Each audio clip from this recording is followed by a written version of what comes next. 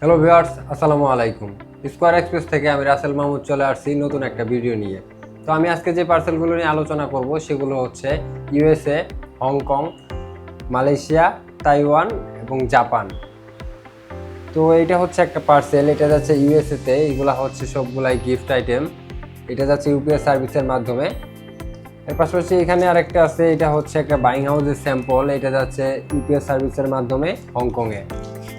এখানে আরও একটা পার্সেল রয়েছে যেটা যাচ্ছে ইউপিএস সার্ভিসের মাধ্যমে। এগুলো সবগুলো হচ্ছে মেডিসিন।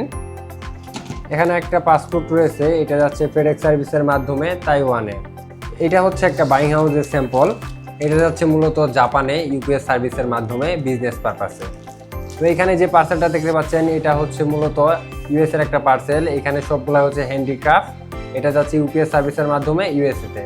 তো আপনারা যারা রেগুলার পার্সেল ছাড়াও মেডিসিন, হ্যান্ডিক্রাফট সহ বিভিন্ন ধরনের আইটেম পাঠাতে চাচ্ছেন তারা আর দেরি না করে আজই যোগাযোগ করুন স্কয়ার এক্সপ্রেসে, অথবা কন্ট্যাক্ট করুন আমাদের স্ক্রিনে দেওয়া নাম্বারে। তো আজকের মতো এ পর্যন্তই, দেখা হচ্ছে পরবর্তী কোনো ভিডিওতে। সে পর্যন্ত সবাই ভালো থাকবেন, সুস্থ থাকবেন এবং স্কয়ার এক্সপ্রেসের পাশে থাকবেন। আসসালামু আলাইকুম।